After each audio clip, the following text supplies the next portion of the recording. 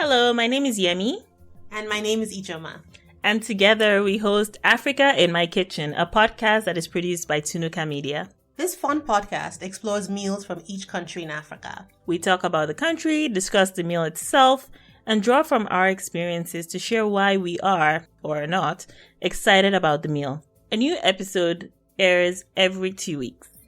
So join us for the hits, the misses, the laughs, and the cringes as we eat our way across the continent.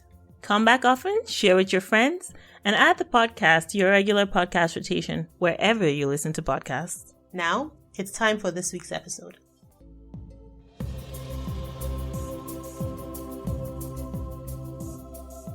Hello, beautiful people, and happy December. We're in the final month of 2020. Can you believe it? I can.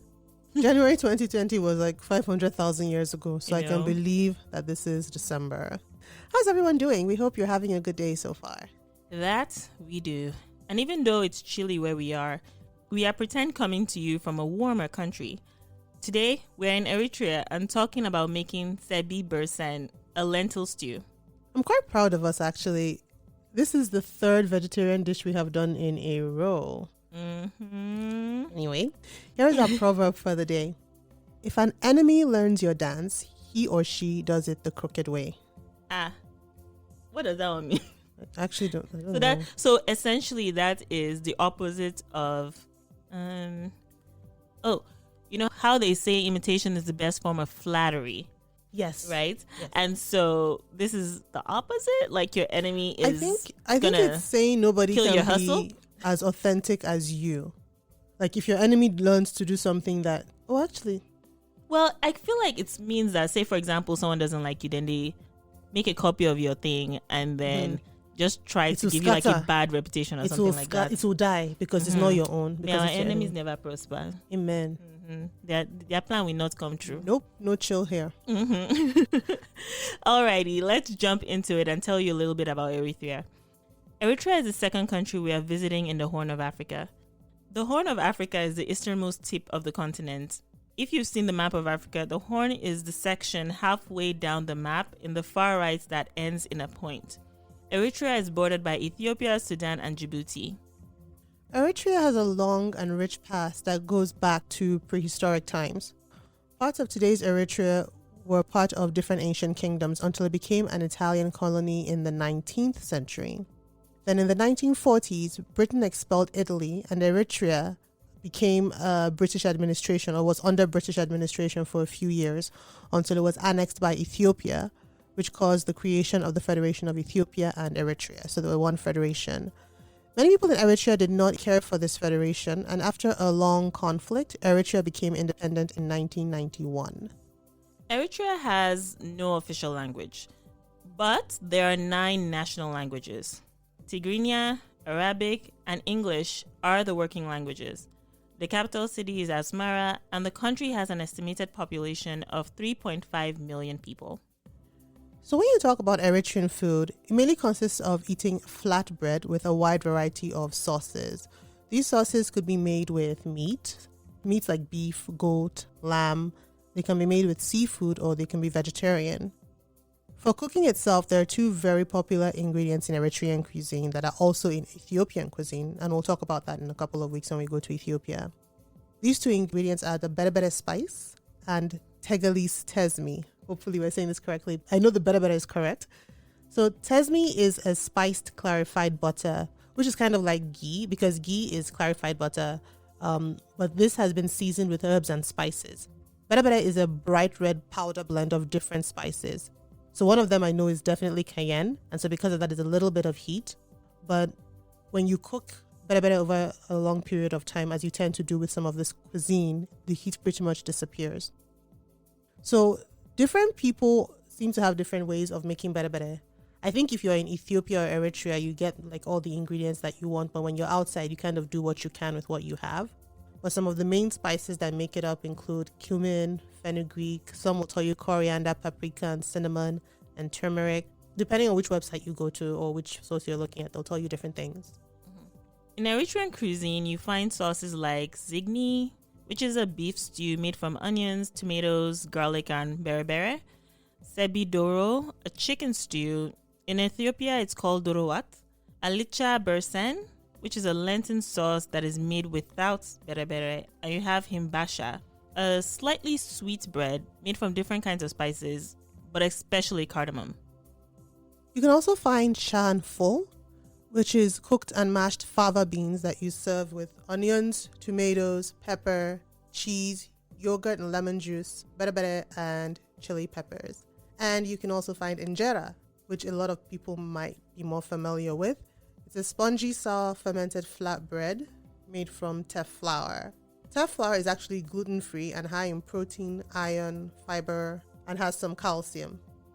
Here's a fun fact. The teff plant actually is a type of annual grass, but it is the seeds that are ground into the flour, and 100 seeds are equal to a kernel of wheat. So it's actually very tiny. It's the smallest grain in the world. Oh, really?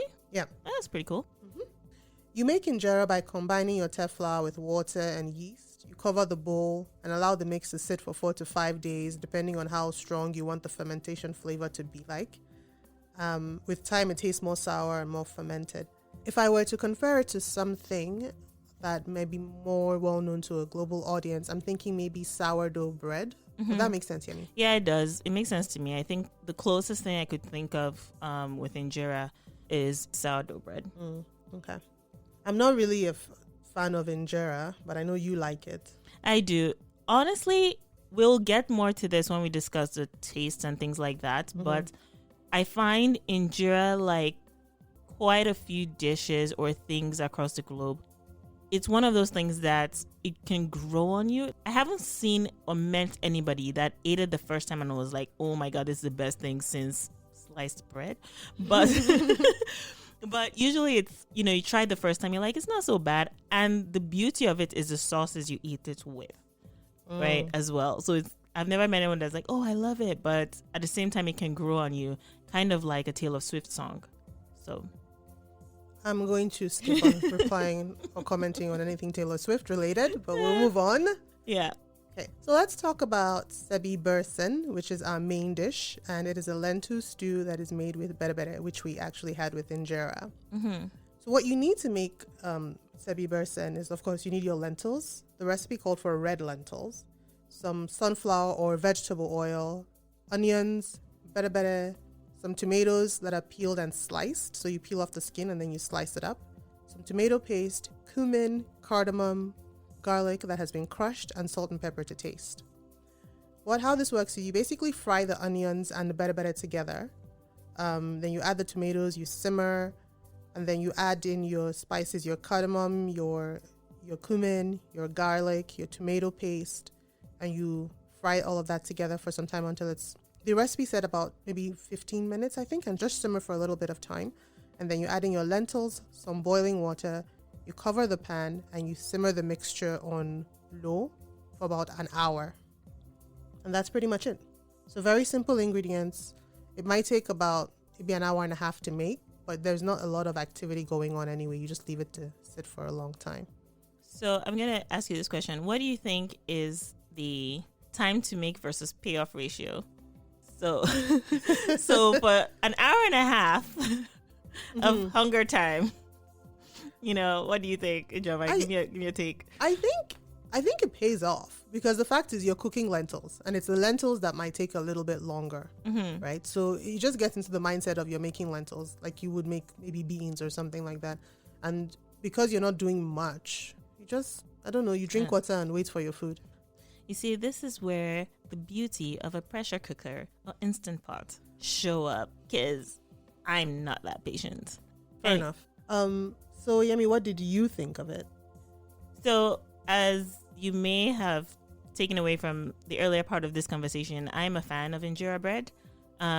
It did have to grow on me. There's a whole story about how I first got introduced to it, but after exposing you guys to my in-quotes trauma last episode, I'm going to spare you.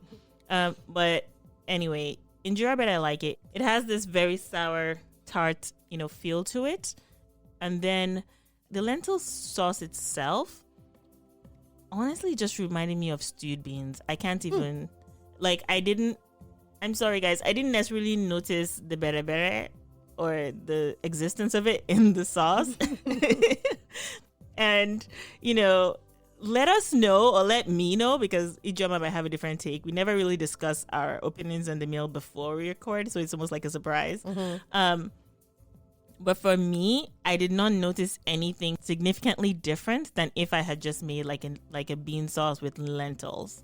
So it felt like stewed beans, and that doesn't mean it was bad. It just means that it didn't feel significantly different. So it tasted like something that you've had before. Yes, it tasted very familiar. The main addition was the injera, but I've had that before as well. So it was more like, oh, this is nice. All right. Okay. It was pretty much it. There was no like sparks flying or anything. And for the record, for you, stewed beans is basically beans that has been cooked in tomato sauce for a long time till it's like soft, right? Yep. Okay.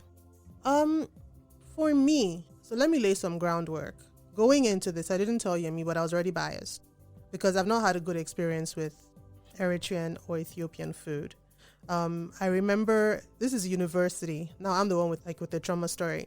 So in university, we had this. I think it wasn't the East African Association. I don't remember which it was, but I know like the university I went to had a very strong Ethiopian and Eritrean, actually more Eritrean presence, I think, than Ethiopian, if I can recall.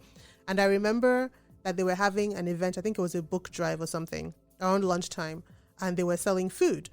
It was injera and something. And it was not, for the record, it wasn't Tsebhi Birsen, but it was injera and a kind of stew.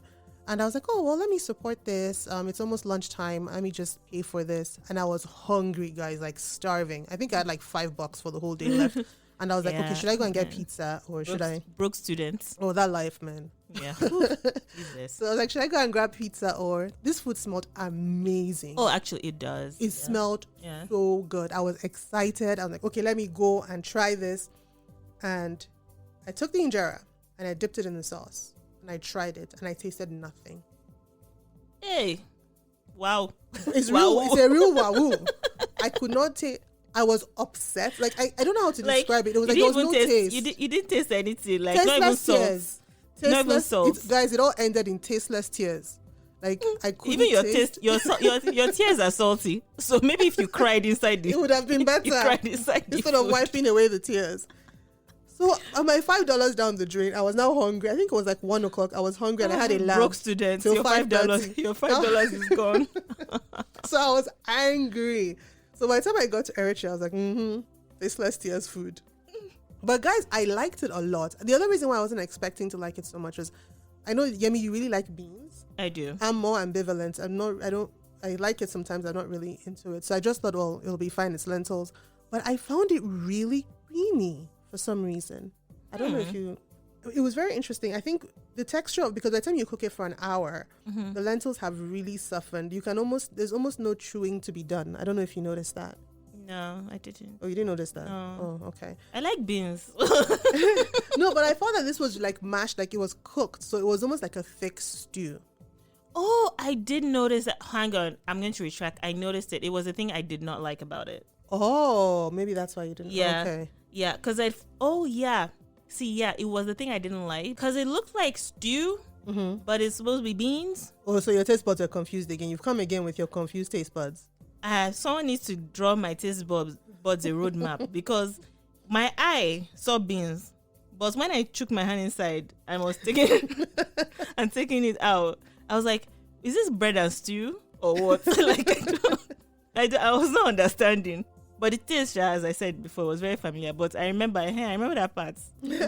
No, I really, and funny enough, that was the reason why I liked it. Because for me, not really being big on injera, I find injera too sour. And I find this was so creamy. It's almost like, if I want to describe a taste to you, again, we're talking about, imagine eating mashed up beans or mashed up lentils. Very mashed though. It's not creamy, small mashing. And then the spices, like the cardamom and the cumin, kind of make it a bit flavorful. There's no heat involved. It's not peppery at all. But it's very savory. It's a very savory dish that is also creamy. And I find that kind of masked the sourness of the injera for me. And so I liked it for that reason. For some reason, though, when I first finished cooking, I didn't like it initially. I thought the cumin was too much. And then it kind of mellowed out. Yeah. So when I allowed it to kind of, flow, mellow within itself. So I actually really, really liked it. Okay. I think one of the advantages of us not like discussing our views on things before we meet up, it does keep it fresh and as a surprise. Because for me, I was like, yeah, this tastes, it's like beans, that's cool. But the good thing about that, at least to me, is that it highlights the similarity of food across the continent. Because even though technically it is not stewed beans, but to me it felt familiar enough that it didn't stand out or give any bad vibes or anything, especially because it's something I like. So it just felt familiar. That it was more mashy than you would like it to be. Yeah, it's more mashy. If it's me, I will not allow it to cook plenty like that. And I need my teeth to work, okay? I spend money on my dental. I need my teeth to put in work. Are you one of those? Do you like to struggle with your meat? Yes, I do. Oh my God, that's like my pet If my peeve. meat and I have no fought, I've not yet eaten it. I need my meat to be soft, like succulent soft. But like all these people that are like fall off the bone meat. Why are you falling off the bone? I need my meat to fall off the bone. Have I sent you on errand to stay on that bone until I tell you to come out? I'm paying for the cooking time. You need to fall off the bone. Part of my payment is that my teeth and my mouth is the only part that doesn't go to gym. That's the only work it does. That's bone, the workout. Eat chicken bone. It's good for your teeth. No, let's not do that. Let's not be unfortunate. But it's kind of riding off of what you said about how similar food can be. It's very interesting because lentils, you being Nigerian and being familiar with beans, we don't really cook a lot of lentils by default. You know what I mean? But here are these two different types of food, kind of from the same family. Yeah, they're both legumes, right? Yeah. They taste pretty similar. And like what you said, because of that similarity, it kind of brings back childhood memories of maybe eating beans or something like that. Well, yeah. Alrighty. And so we've told you about our dish from Eritrea, and the ball is now in your court. Try some Tsebhi Birsen and let us know what you think on Instagram or on the blog. As always, thank you for listening. And we will meet up with you again in 2 weeks in Southern Africa. Stay safe and be kind.